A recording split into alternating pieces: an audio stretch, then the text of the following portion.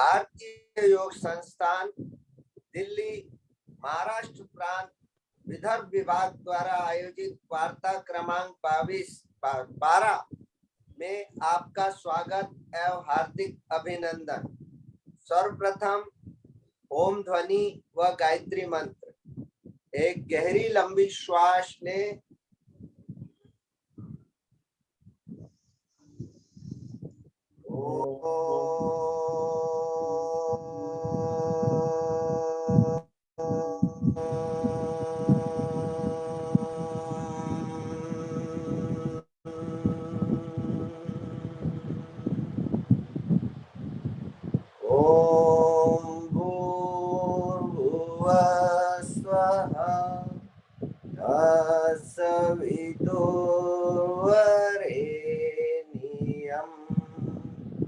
भर्गो देवस्य धीमहि धियो यो न प्रचोदयात्।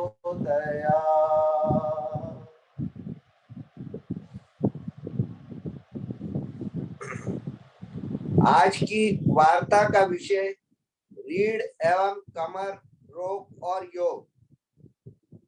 योग द्वारा हम इस रोग से कैसे निजात पा सकते हैं, इस विषय पर हमारा मार्गदर्शन करेंगे नागपुर से नंदनवन जिला के जिला प्रधान श्री सुभाष जी हुड़िया।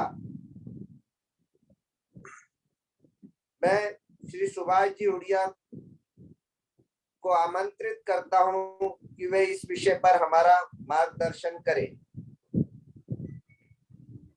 धन्यवाद भरत जी। ओम सेना भवतु सेनो भुनक्तु सवीर्यं कर्वावहे तेजस्विनावधीतमस्तु मा विद्विषावहे। ओम शांति शांति शांति। आज की योग वार्ता 12 में आए सभी अधिकारीगण, साधक साधिकाएं, प्यारे साथियों को मेरा प्रणाम। आज हमारी योग वार्ता का विषय है रीढ़ एवं कमर दर्द योग के द्वारा कैसे निवारण होता है। बहुत समझने लायक विषय है। आज समाज में हम देखते हैं कि काफी लोग इससे दुखी हैं, उनको ये रोग घेर लेता है। तो जिन लोगों को नहीं है या जिनको है, हम इस रोग से कैसे निवारण कर सकते हैं, इसको हम कुछ बातों के अंदर में समझने का प्रयास करेंगे। रीढ़ हमारी शारीरिक क्रियाओं का आधार है। उठना, बैठना, सोना, चलना, करवट लेना, मात्र जितनी भी क्रियाएं हैं उनमें रीढ़ की विशेष भूमिका है। लेकिन जब रीढ़ में दोष आता है, वेदना होती है, तो हमारी समस्त क्रियाएं अस्त व्यस्त होती है, जीवन अस्त व्यस्त होता है, जीवन का रस ही कम होने लगता है। आज की वार्ता में हम निम्न मुद्दों के ऊपर में चर्चा करेंगे। रीढ़ की बनावट दशा, उसका आकार कैसा है, रीढ़ का दोष यानी क्या, उसका लक्षण क्या है, रीढ़ का दोष किन कारणों से आता है, रीढ़ के विभिन्न भागों से संबंधित शारीरिक अंग, रीढ़ के कुछ प्रमुख दोष जिनसे लोग पीड़ित हैं, रीढ़ के विभिन्न भाग में 5 चक्रों का स्थान, योगाभ्यास द्वारा रीढ़ दोष का निवारण, रीढ़ दोष के निवारण में सावधानियां आवश्यक है, और हमारा भोजन कैसा हो। इन मुद्दों के ऊपर में हम संक्षेप में समझने का प्रयास करेंगे। रीढ़ का आकार, आशीष, रीढ़ का आकार कैसा है? रीढ़ सिर के पिछले भाग से शुरू होकर नितंब तक एक श्रृंखला में रूप में जाती है। रीढ़ हमारे मस्तिष्क का ही विस्तार है।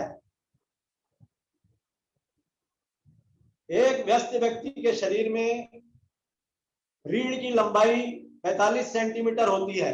ये देखो रीढ़ आप सामने देख रहे हैं, ये रीढ़ का आकार है। हमारी रीढ़ की लंबाई हमारी 45 सेंटीमीटर होती है। इसमें 33 गोटियां होती हैं। सबसे ऊपर गर्दन के भाग में 7 गोटियां सर्वाइकल वर्टिब्रे कहते हैं उसे। उसके नीचे पीठ में 12 गोटियां जिसे थोरेसिक वर्टिब्रे।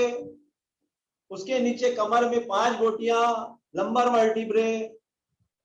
पीठ के सबसे नीचे भाग में नितंब वाले स्थान पर क्रम से 2 गोटियां तथा कॉक्सिजियल 4 गोटियों के मिलने पर बनती है।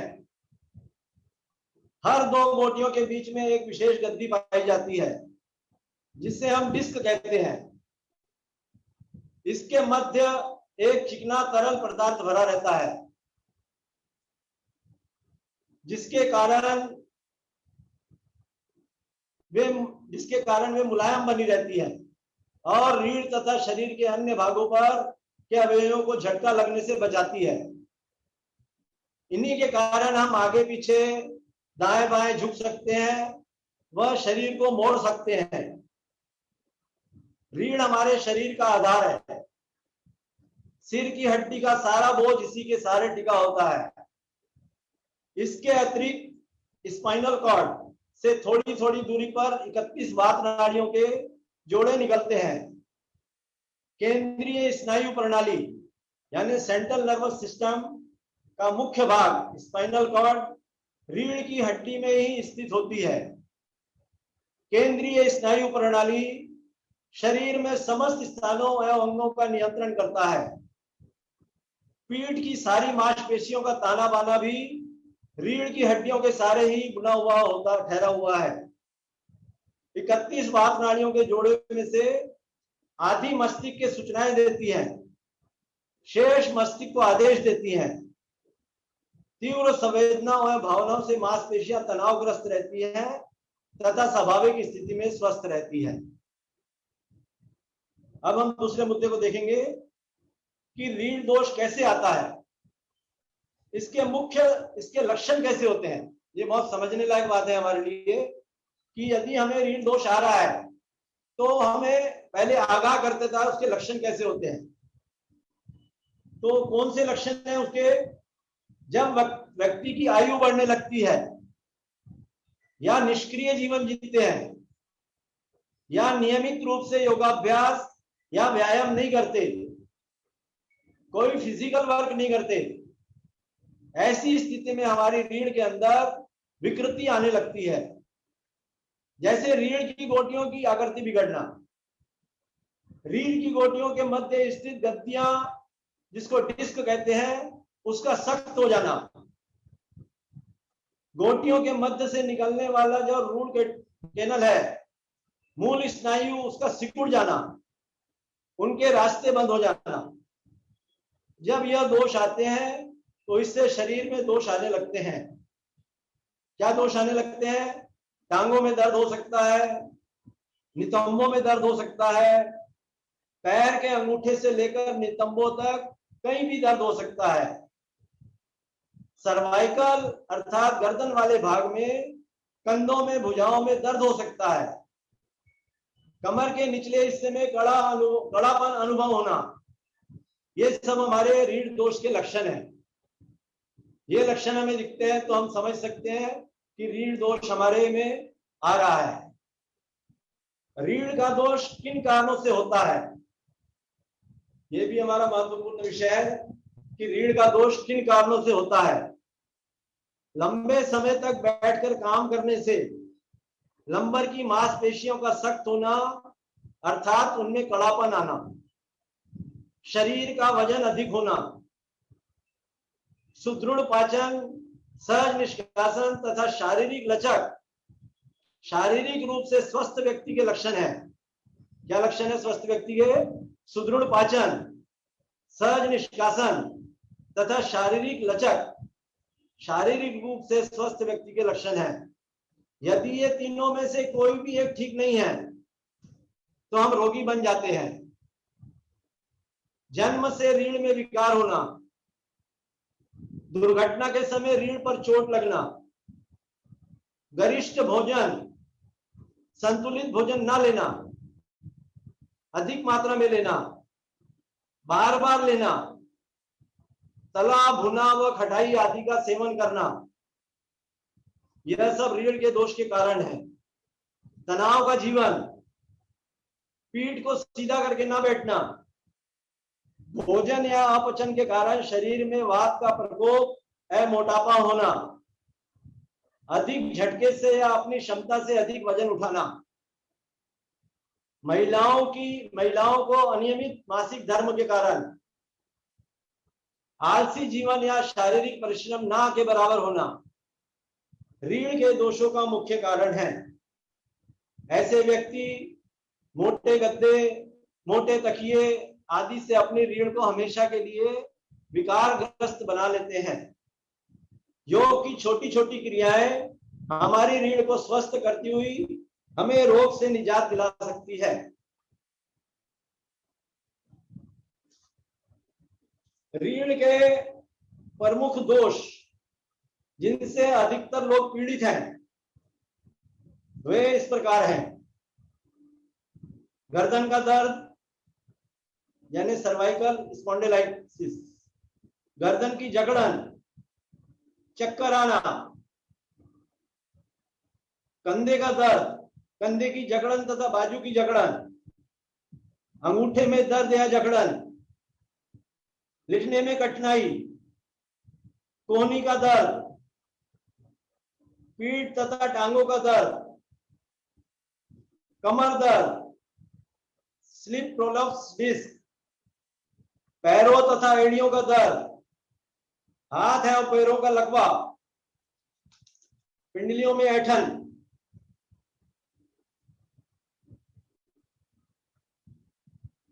रीढ़ के विभिन्न भाग में 5 चक्रों का स्थान है।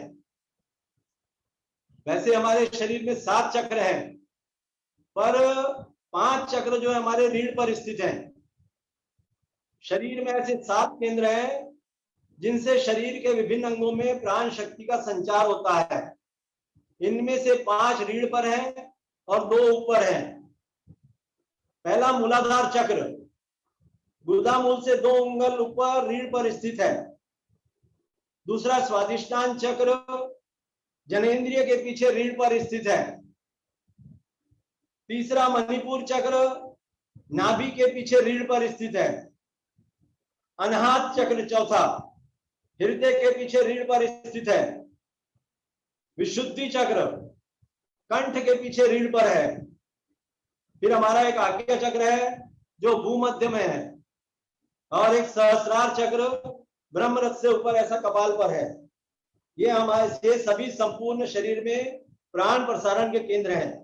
ये सब आसन प्राणायाम से जागृत सक्रिय होते हैं।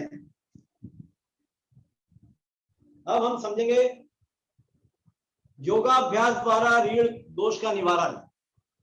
हम रोज योगाभ्यास करते हैं, पर कुछ आसन ऐसे हैं जो हमारे रीढ़ को प्रभावित करते हैं। योगाभ्यास के द्वारा हमारी रीढ़ की मांसपेशियां, रीढ़ की गोटियों के बीच की गद्दियां, उनसे निकली मूल स्नायु में प्राण का संचार और रक्त भ्रमण परिपूर्ण होने से रीढ़ लचीली बन जाती है। तब उसमें दोष के सारे कारण समाप्त हो जाते हैं। उस व्यक्ति की कार्य क्षमता बढ़ जाती है और वह जीवन में सफलता प्राप्त करता है। अतः योग का नित्य अभ्यास जहां आपको रीढ़ के दोष से मुक्त करता है, वहां आपकी जीवन शैली को भी पलट देता है। रोग से निवारण के लिए सूक्ष्म व्यायाम, आसन, प्राणायाम, ध्यान, योग निद्रा, प्रार्थना को जीवन में लाकर हम रोग से निजात पा सकते हैं। तो सबसे पहला है सूक्ष्म व्यायाम। जीवन में सूक्ष्म व्यायाम का बड़ा महत्व है। हम अधिकतर केंद्रों में देखते हैं कि सूक्ष्म व्यायाम पे हमारे साधक हाजिर नहीं रहते। उनको लगता है कि ये बहुत साधारण चीज है, पर सूक्ष्म व्यायाम का बहुत बड़ा महत्व है। उसके सूक्ष्म नाम से छोटा ना समझे। गर्दन घुमाना, आंखें घुमाना, कंधे घुमाना, मुट्ठियां बंद करना वो खोलना, कमर घुमाना, घुटने घुमाना, पंजे घुमाना, वह उन्हें ऊपर नीचे करने को सूक्ष्म व्यायाम कहते हैं। सूक्ष्म व्यायाम करने में योग व प्राणायाम स्वतः ही हो जाते हैं। वृद्ध और रोगी भी सूक्ष्म व्यायाम कर सकता है। इसे प्रतिदिन करना शरीर को स्वस्थ रखने के लिए जरूरी है। इसके कई लाभ हैं। शरीर के जोड़ों की जड़ता को तोड़ते हैं सूक्ष्म व्यायाम। जोड़ों को घुमाने से स्फूर्ति पैदा होती है। जोड़ लचीले बनते हैं, जोड़ों को बल मिलता है। मांसपेशियों के खिंचाव को कम कर उन्हें नरम करते हैं। सूक्ष्म व्यायाम कहीं भी किए जा सकते हैं। इस हेतु किसी तैयारी, जगह या परीक्षक की भी जरूरत नहीं है। जब अन्य व्यायाम ना कर सके तो सूक्ष्म व्यायाम जरूर करने चाहिए। या कठोर व्यायाम करने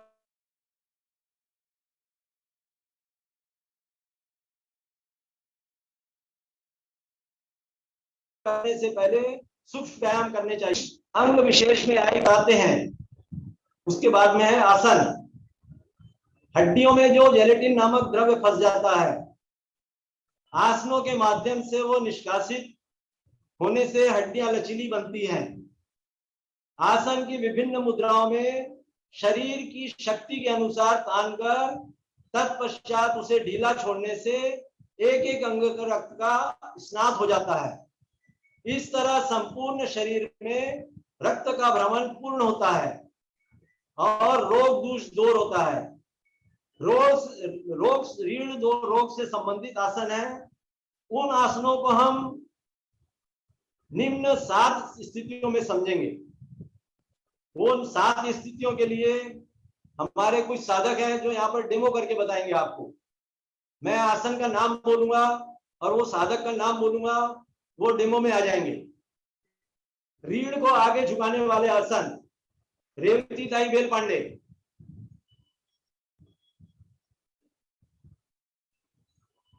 सूर्य नमस्कार की तीसरी स्थिति हस्त पादासन। इस आसन से हमारा रीढ़ का निचला भाग लचीला बनता है।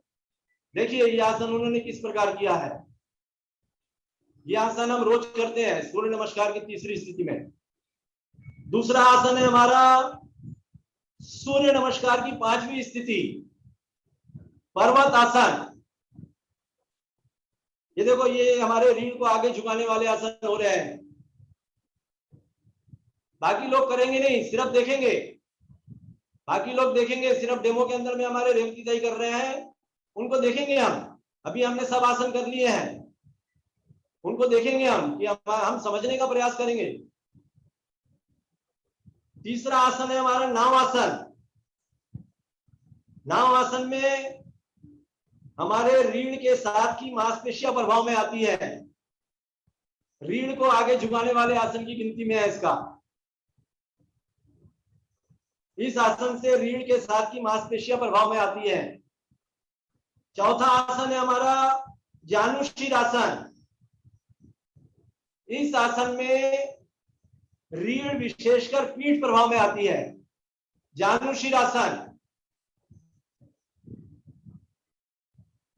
देखिए बहुत सुंदर तरीके से बता रहे हैं रेवती दाई हमें डेमो के अंदर में, और हम समझने का प्रयास करेंगे वो आसनों को।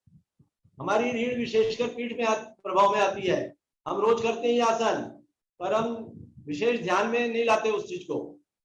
चौथा आसन है हमारा मंडूक आसन। इसमें कमर के निचले भाग पर खिंचाव आने से रीढ़ लचीली बनती है। मंडूक आसन।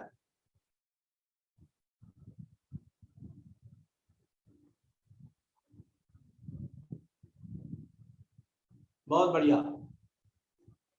5वां आसन है हमारा शशांक आसन। शशांक आसन, इसमें हमारी रीढ़ में विश्राम होने में नाड़ी संस्थान स्वाभाविक स्थिति में आता है।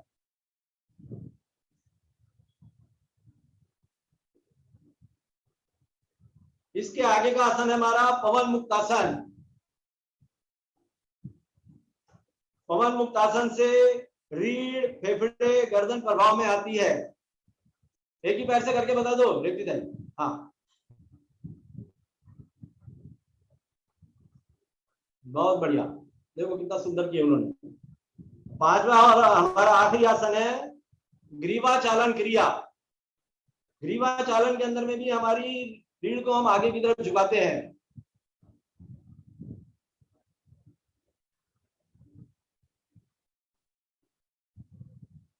धन्यवाद रेवती दाई। अभी हमारा दूसरा डेमो के अंदर में आएंगे रीढ़ को पीछे झुकाने वाले आसन। इसके लिए अनिल भाई पटेल, अनिल भाई पटेल,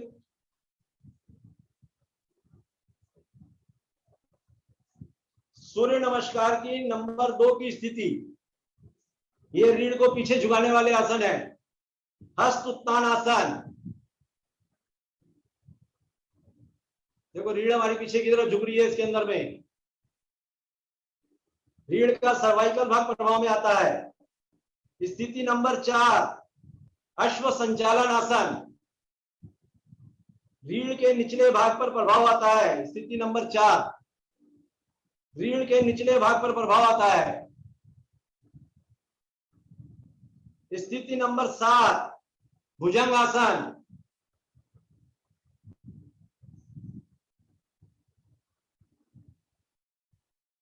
रीढ़ के सारे दोष समाप्त होते हैं ये आसन से। इसके आगे हमारा आसन है ग्रीवा चालन आसन। इसके अंदर में रीढ़ को पीछे की तरफ हमारा झुकाते हैं। इसके आगे है हमारा अश्वत्थानासन। अश्वत्थासन, इसमें हमारे कमर के निचले मात्र का दर्द ठीक होता है। अश्वत्थानासन, कमर का निचला भाग प्रभाव में आता है और वो ठीक होता है। फिर हमारा है गोमुख आसन। गोमुख आसन, एक ही स्थिति करके बताइए अनिल भाई गोमुख आसन की।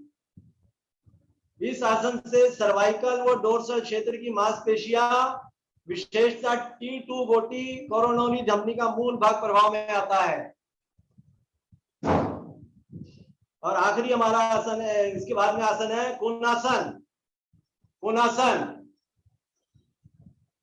कोणासन से सर्वाइकल स्लिप डिस्क के दोष दूर होते हैं। अर्ध उष्ट्रासन। अर्ध उष्ट्रासन, इस आसन में हमारी रीढ़ की समग्र गोटियां और गद्दियां प्रभाव में आती है। बहुत सुंदर आसन है ये, हमारी रीढ़ की गोटियों को प्रभाव में लाने के लिए। समस्त रीढ़ के दोष समाप्त होते हैं इससे। इसके आगे हमारा है धनुरासन। धनुरासन, रीढ़ के नीचे की गोटियों से लेकर ऊपर तक स्वस्थ और सुदृढ़ बनती है।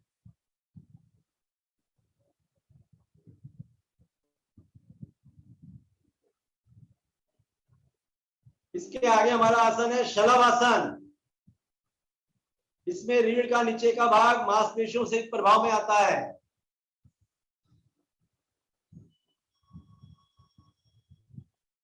इसके बाद हमारा आसन है मत्स्यासन। मत्स्यासन, जो हम सर्वांगासन के बाद में करते हैं, मत्स्यासन।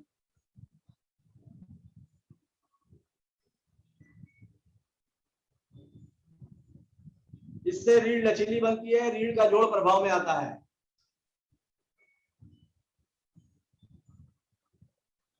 धन्यवाद अनिल जी, बहुत सुंदर बताया आपने। अब हमारे तीसरे जो डेमो के अंदर में आने वाले हैं प्रफुल्ला हिरणवार। प्रफुल्ला हिरणवार, ये हमें बताएंगे रीढ़ को बाजू से झुकाने वाले आसन। सबसे पहले हम बताएंगे ग्रीवा चालन। देखो हमारी इसके अंदर में, ये आसन के अंदर में रीढ़ को बाजू से झुकाने की क्रिया होती है।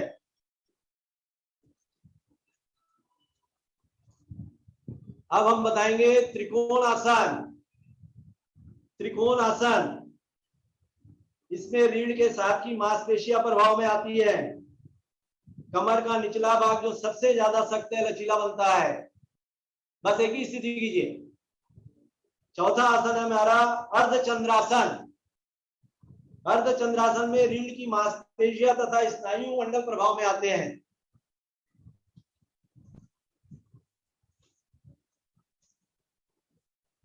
धन्यवाद प्रफुल्ला जी।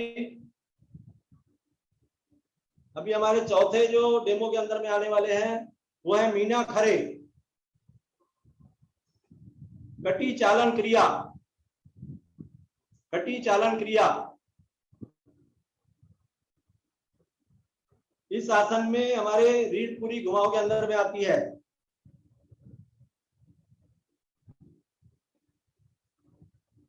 रीढ़ को घुमाने वाले आसन के अंदर में आता है कटी चालन। चलो बस कीजिए, इसके बाद में आ जाते हैं फिर हम कमर चक्रासन में। कमर चक्रासन, इसके अंदर में भी हमारा कमर का निचला भाग प्रभाव में आता है। बैठ जाइए, बैठ के कमर चक्रासन।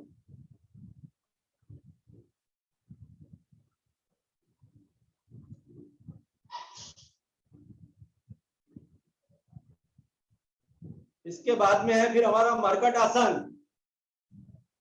मरकट आसन, पीठ पे लेट जाइए। हाँ,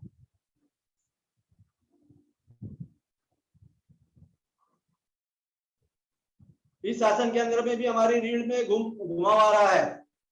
रीढ़ और साथ की मांसपेशियां प्रभाव में आती है। रीढ़ के निचले भाग की शक्ति दूर होती है। फिर आ जाता हमारा त्रियक भुजंगासन। त्रियक भुजंगासन, इस आसन से भी हमारी रीढ़ लचीली बनती है, जिससे सर्वाइकल, स्लिप डिस्क जैसे पीठ दर्द ठीक होते हैं।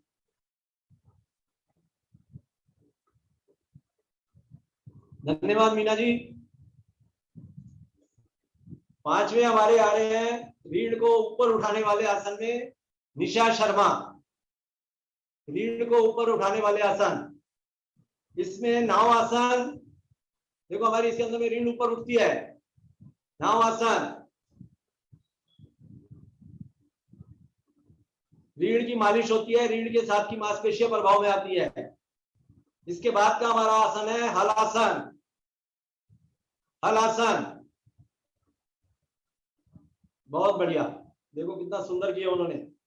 रीढ़ की समस्त गोटियां लचीली बनती है, इससे निकलने वाली नाड़ियां और मांसपेशियां स्वस्थ होती है। धन्यवाद निशा जी। अब हमारे हैं पांचवें है रीढ़ को ऊपर उठाने वाले आसन में शालिनी निखारे। शालिनी निखारे, रीढ़ को ऊपर उठाने वाले आसन।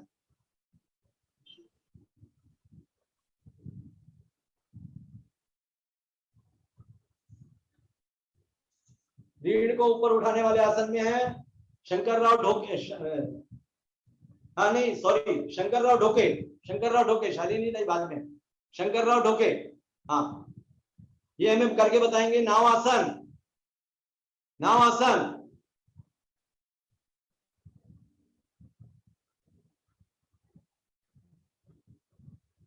इस आसन से हमारे रीढ़ का लचीला बनाने के लिए अनूठा आसन है ये।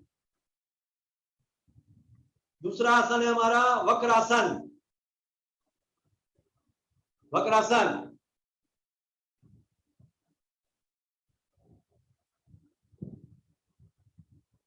तीसरा आसन है हमारा कोण आसन। देखो रीढ़ को ऊपर हमारी उठ रही है, नीचे से ऊपर की ओर करते हैं इसमें रीढ़ को। सर्वाइकल और स्लिप डिस्क के लिए लाभकारी आसन है ये। चौथा आसन है हमारा गोमुख आसन। गोमुख आसन, एक ही तरफ से करके बताना। हाँ, समय का हमारे यहाँ पर महत्व है।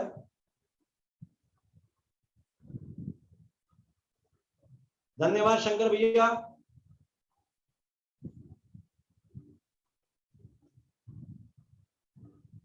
अभी हमारे आखिरी सातवीं स्थिति के अंदर में जो आएंगे वो आएंगे हमारे रीढ़ को खींचने वाले आसन। रीढ़ को खींचने वाले आसन के अंदर में ताड़ आसन लेटकर, शालिनी जय दिखा रहे, रीढ़ को ताड़ आसन लेटकर इस आसन में हमारी रीढ़ की 206 हड्डियां खिंचाव में आती है। दूसरा आसन है हमारा ताड़ आसन खड़े होकर, ताड़ आसन खड़े होकर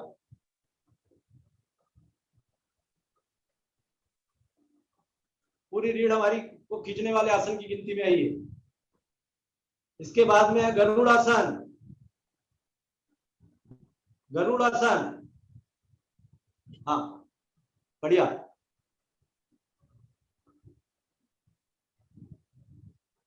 और उसके बाद में हमारा फिर गोमुख आसन,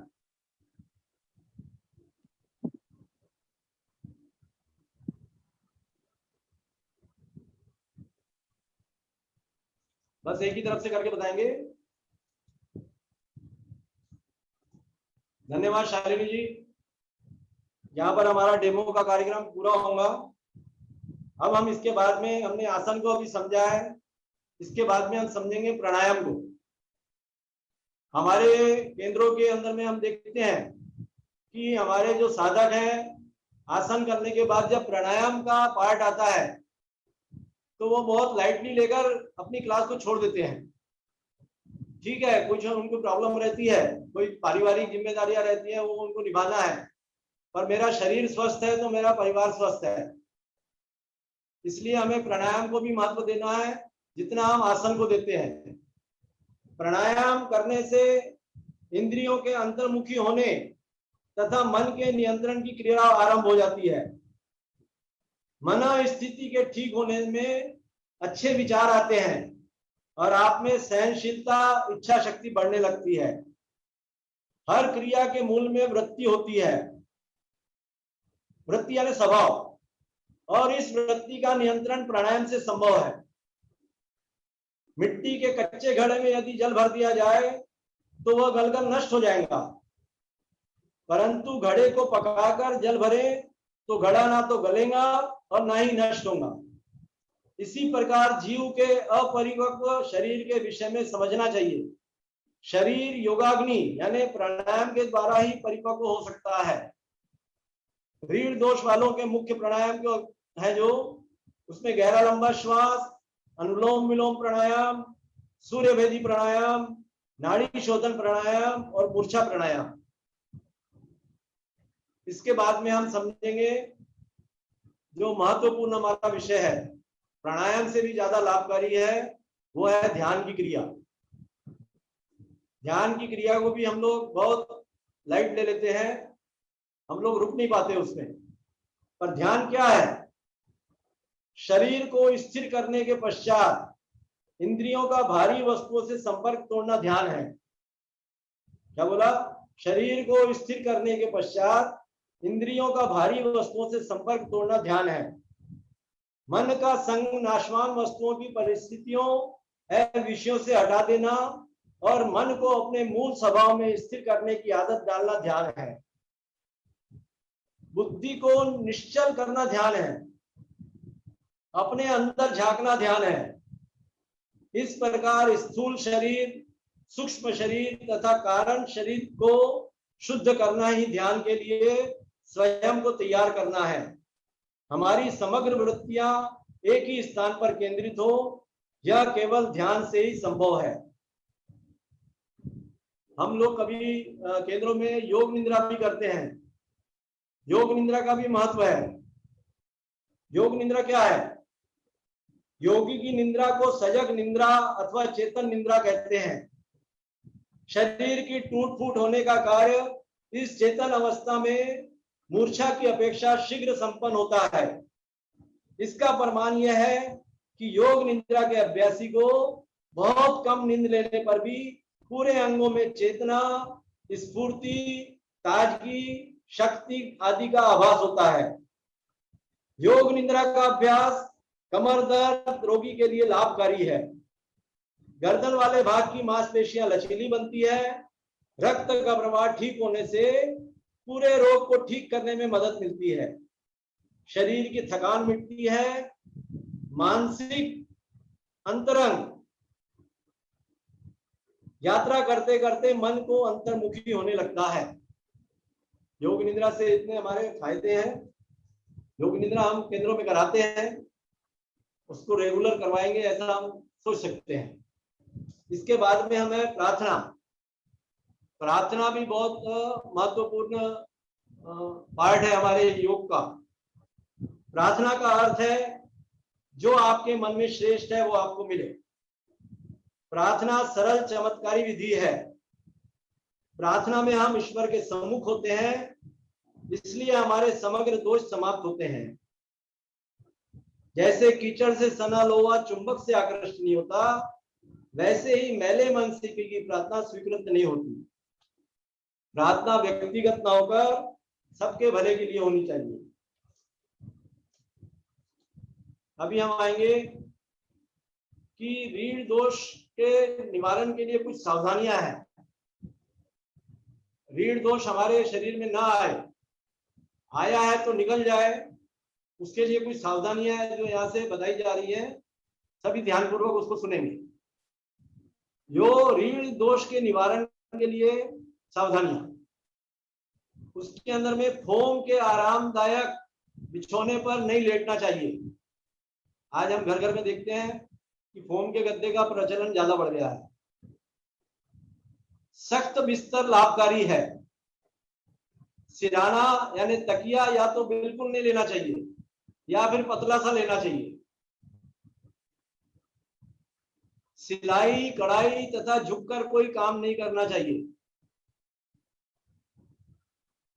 पीठ के दर्द से बचने के लिए आप घर में या दफ्तर में या सफर में जब भी बैठे तो आप पीठ बिल्कुल सीधी होनी चाहिए तथा घुटने नितंबों में थोड़े ऊंचे होने चाहिए। चलते समय या ठहरे हुए आपका शरीर सीधी अवस्था में होना चाहिए।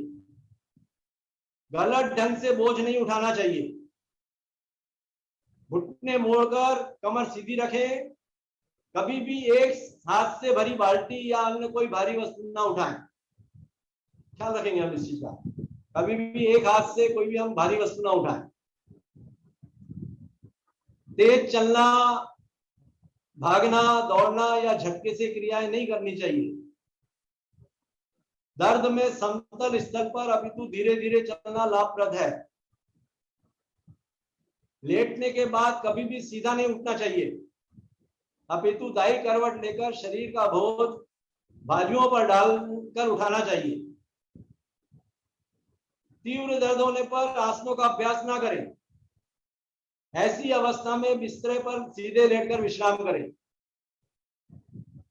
रीढ़ दोष पूरी तरह ठीक होने तक आगे झुकने वाले आसन ना करें। ख्याल रखेंगे आप। शिक्षक बताता है हमें कि जिनको कमर दर्द है, रीढ़ दर्द है, वो आगे ना झुके। तो जिनको ज्यादा दर्द है वे उस स्थिति के अंदर में झुकने वाले आसन ना करें। मोबाइल का उपयोग करते समय स्थिति झुकी हुई ना हो। ये इतनी सावधानियां हैं जो हम अपने जीवन में लाकर उसको हम रीढ़ दोष को आने नहीं देंगे अपने पास में, यदि हम ये सावधानियां अपने जीवन में ला लेते हैं। अब आ गया हमारा महत्वपूर्ण विषय, हमारा भोजन कैसा हो। योगाभ्यास जितना महत्वपूर्ण है, उपयुक्त भोजन भी स्वस्थ होने के लिए उतना ही अति आवश्यक है।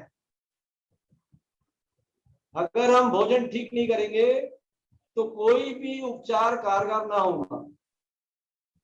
वैसे तो प्रत्येक रोग के लिए अलग अलग भोजन अपेक्षित है, फिर भी एक सामान्य व्यक्ति का भोजन कैसा होना चाहिए, इसको अपनाएंगे तो रीढ़ के ठीक होने से अधिक सुविधा मिलेगी। कैसा करेंगे हम अपनी दिनचर्या के अंदर में भोजन की व्यवस्था? प्रातः उठते ही 1 गिलास पानी में आधा नींबू व 2 चम्मच शहद डालकर पिए। पानी गुनगुना हो। प्रातः 7:30 बजे योगा क्लास में जाने के बाद में योगा से लौटने पर अमृत पे ले। अमृत पे ये हमारा एक भारतीय योग संस्थान का बहुत मेहनत से बनाया हुआ चूर्ण है। ये जो हम चाय की जगह के ऊपर में उसको उपयोग में ले सकते हैं। बहुत सारी जड़ी बूटियां रहती है उसके अंदर में। हम अपने क्षेत्र प्रधान, जिला प्रधान को बताएंगे तो वो हमें उसकी व्यवस्था कर देंगे। सभी साधक ने अमृत पे लेना चाहिए। अमृत पे बहुत बहुत मामूली रेट के अंदर में वो उपलब्ध कराई गई है। बहुत सारी जड़ी बूटियां हैं जो हमारे भारतीय योग संस्थान के पदाधिकारी बहुत मेहनत से उसको बनाते हैं, तो सबने उसका उपयोग करना चाहिए। प्रातः 10:30 बजे मौसम के अनुसार जो सलाद रहती है वो, और जितनी हमारे को भूख लगी है उससे एक फुल्का कम, तथा हरी उबली सब्जी जिसमें टिंडा, तोरी, घिया, ये सब हम उपयोग में ले सकते हैं। हरी सब्जियां, छौंक वो किसी भी प्रकार के मिर्च मसाले के बगैर, यदि हम उसको ज्यादा तेल मसाला नहीं डालते हैं तो बहुत अच्छी बात है। खाना खूब चबा चबा कर रस बनाकर खाएं। दोपहर 12 से 1 बजे के बीच में मौसम के अनुकूल कोई एक मीठा व रसदार फल लें। शाम दोपहर को 3 बजे से 4 बजे के बीच में हरी सब्जियों का ताजा सूप थोड़ा नमक व नींबू डालकर लें। और शाम को 6 बजे जो हमने सवेरे 10:30 बजे भोजन लिया उसी प्रकार भोजन लेंगे, तो हमारे शरीर के अंदर में रीढ़ दोष तो क्या, कोई भी दोष हमारे शरीर के अंदर में प्रवेश नहीं कर सकता। ऐसा गारंटी की बात है यदि हमारा भोजन सुव्यवस्थित कर देते हैं, समय पर लेते हैं। बहुत महत्व है समय का भी, और कितना लेते हैं, कितनी क्वांटिटी लेते हैं वो भी महत्वपूर्ण है। तो हम ये सारी चीजें अपने जीवन के अंदर में हम लाएंगे। फुल्के की भूख को अधिक सलाद व उबली सब्जी खाकर करें। यदि हमें ज्यादा भूख लग गई है तो हम सलाद व उबली सब्जी खाकर करें। दाल व सेपरेटा दूध की दही, यानी खट्टी ना हो, प्रातः भोजन के साथ ले सकते हैं। जोड़ों के दर्द वाले दही ना लें। हम दही ले सकते हैं पर खट्टी नहीं होना चाहिए। भोजन के साथ में सवेरे के टाइम पे ले सकते हैं। फलाहार व भोजन के पश्चात शवासन में विश्राम अत्यावश्यक है। सायंकाल शवासन के बाद आधा घंटा अवश्य टहलें। अपना स्वभाव सतत शांत रखने का प्रयास करें।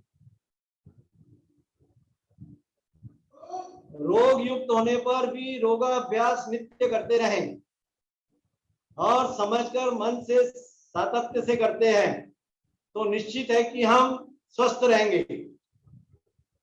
अंत में योग के बारे में 2 शब्द बोलकर अपनी वाणी को मैं विराम दूंगा। योग भारतीय संस्कृति का आधार स्तंभ है। आत्मा का परमात्मा में विलय कर देना योग है। योग अपने आप में विज्ञान है। जो व्यक्ति का सर्वांगीण विकास है, योग जीवन जीने की वास्तव में सच्ची कला है। योग के साधक योगाभ्यास से मानसिक, शारीरिक और आध्यात्मिक लाभ प्राप्त करता है, जैसे कि शुद्धि क्रियाएं।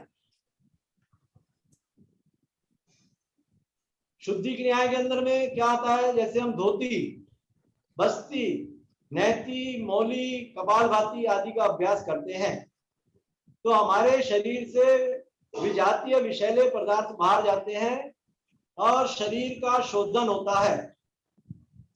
इससे शरीर की प्रतिरोधक शक्ति बढ़ती है। शरीर में रोगों से लड़ने की शक्ति बढ़ती है।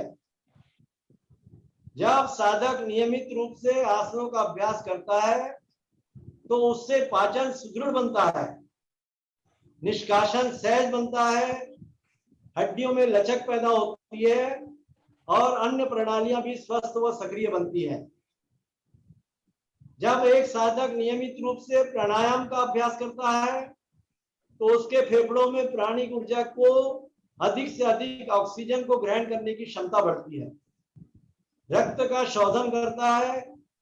शरीर के सभी अंग, ग्रंथियां, सिस्टम प्राणिक ऊर्जा से ओतप्रोत होने लगते हैं।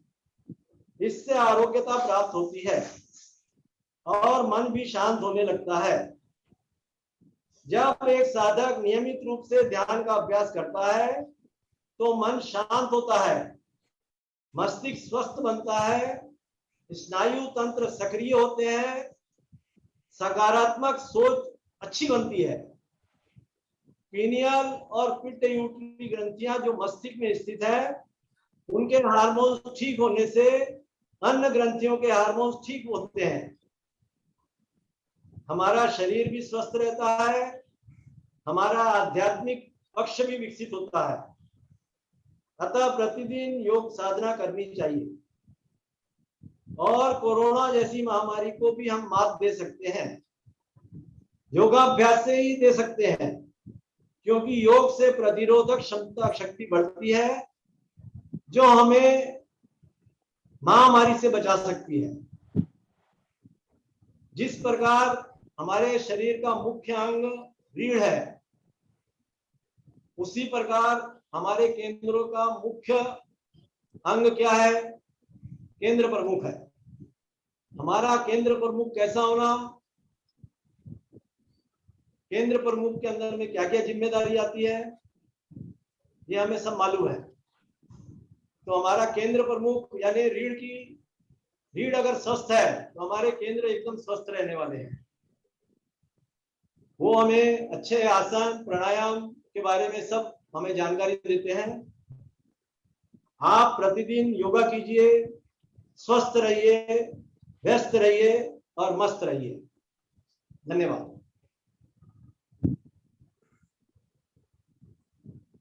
बहुत बहुत धन्यवाद सुभाष जी, आपने बहुत सरल भाषा में आज हमें रीढ़ एवं कमर रोग का योग से क्या संबंध है उसका मार्गदर्शन किया। इसी प्रकार इस विषय पर कल से हमारा रीढ़ एवं कमर रोग और योग के आसनों का अभ्यास कराया जाएगा, वो भी आप ही लेंगे श्री सुभाष जी हुड़िया। शांति पाठ, दोनों हथेलियां दोनों घुटनों पर ज्ञान मुद्रा में, रीढ़ कमर गर्दन सीधी, आंखें हमारी कोमलता से बंद, चेहरे पर प्रसन्नता के भाव। एक गहरी लंबी श्वास लेकर एक बार ओम की दीर्घ ध्वनि, पश्चात शांति पाठ।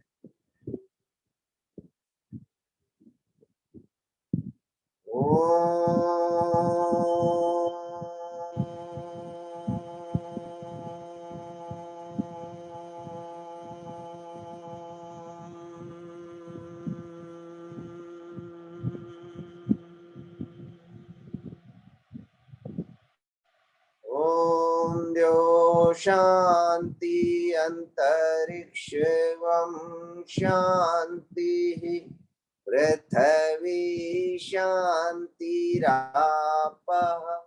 शांतिरोषधय शांति वनस्पतय शांतिर्विश्वे देवा शांति ब्रह्मा शांति सर्वगम शांति शांतिरेवा शांति सामा शांतिरेद्धि।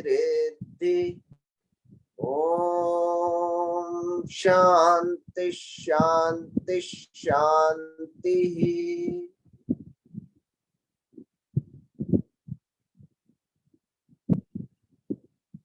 दोनों हथेलियों का आपस में घर्षण कर ऊर्जा का निर्माण करें। उस निर्माण की ऊर्जा को अपने मुखमंडल पूरे शरीर पर प्रवाहित करें। एक और सूचना है, अगले सप्ताह रविवार के दिन 25 तारीख को हमारी योग गोष्ठी है, अष्टांग योग में आसन का महत्व।